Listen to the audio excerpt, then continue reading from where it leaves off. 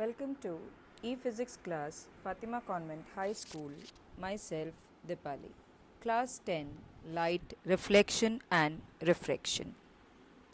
In today's session, we are going to understand what is refractive index.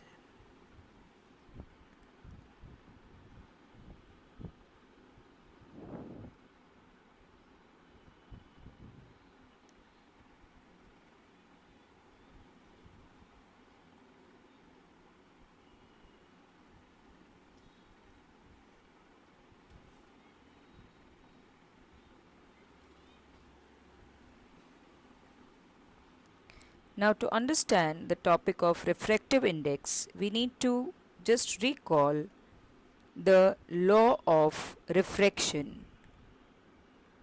What does the law of refraction tell us?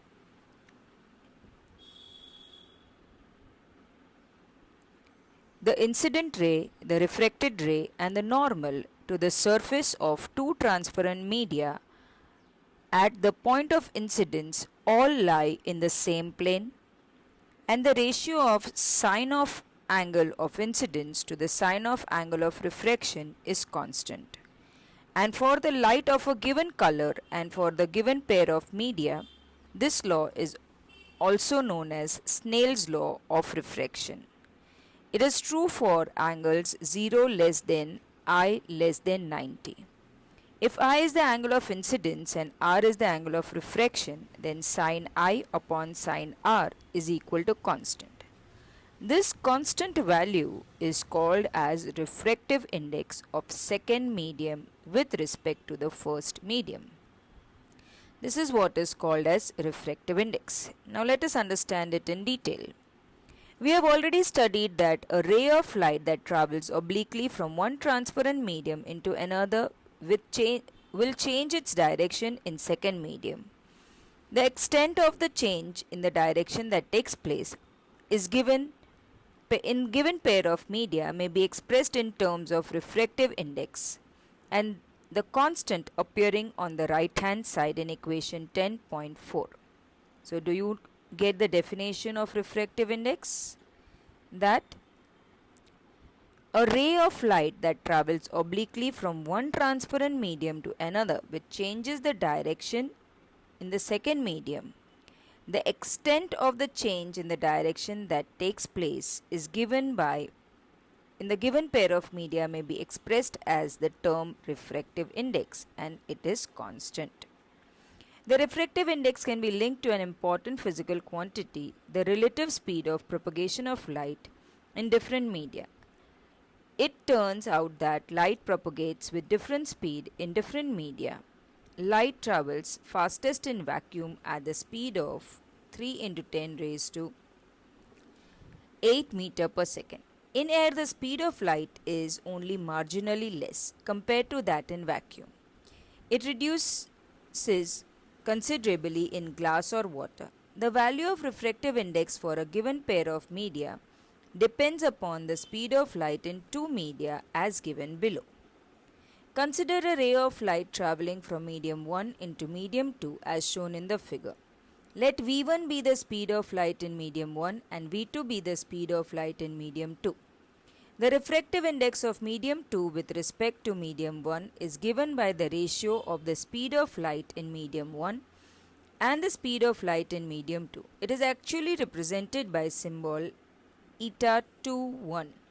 This can be expressed in an equation form as eta 21 is equal to speed of light in medium 1 upon speed of light in medium 2. So you can observe in the diagram here that first medium is air and second medium is glass if the light is coming from air into the glass slab.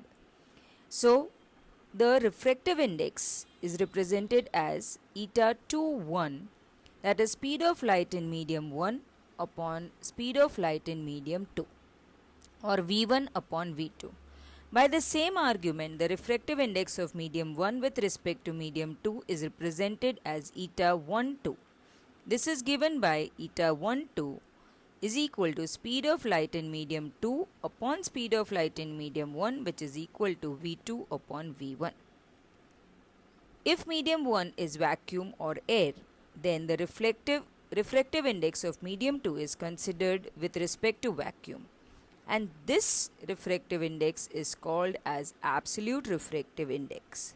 So when the comparison is made between vacuum and the other substance or other object, it is called absolute refractive index, and when it is compared with any two refractive mediums, then it is called as refractive index. It is simply represented as eta 2 if c is the speed of light in air and v is the speed of light in the medium, then the refractive index of medium nm eta m is given by eta m is equal to speed of light in air upon speed of light in the medium, that is c upon v. The absolute refractive index of a medium is simply called its refractive index. The refractive index of several media is given in table 10.3. From the table you can know that the refractive index of water eta w is 1.33. This means that the ratio of speed of light in air and the speed of light in water is given by 1.33. Similarly, refractive index of crown glass eta g is 1.52. Such data are helpful in many places. However, you need not memorize this data, but you should be knowing about certain common examples like water and crown glass, or the ascending and descending order of the names. Now note that an optically denser medium may not possess greater mass density. For example, kerosene having higher refractive index is optically denser than water, although its mass density is less than water.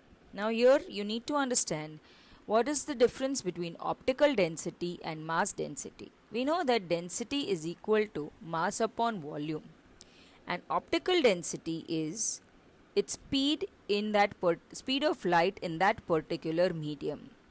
So a substance which is optically denser means allows light to pass at a slower speed may be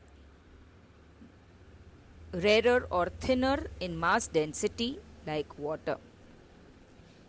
So the optical density denser than water, although its mass density, that is kerosene, is denser, its viscosity is denser in the mass density context, and light and the density, optical density is higher in the kerosene.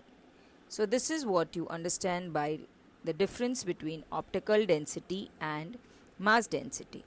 The ability of a medium to reflect light is also expressed in terms of its optical density. Optical density has a definite connotation.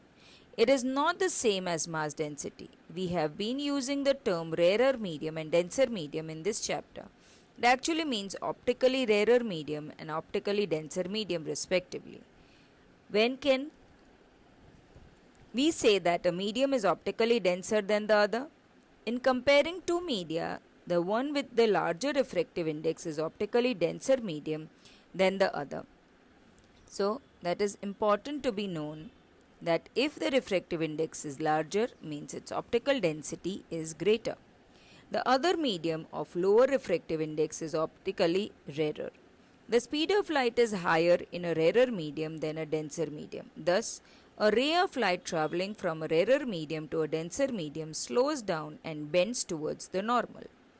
When it travels from denser medium to a rarer medium, it speeds up and bends away from the normal. These are the important points to be noted down for the objectives. Very simple to understand. Refractive index is higher, optical density is higher, then the medium is denser, and in a denser medium slows down and bends towards the normal. The ray of light traveling from a rarer medium to a denser medium slows down and bends towards the normal, while when it travels from denser medium to rarer medium, it speeds up and bends away from the normal. These are the points to be noted down for this particular topic. Thank you.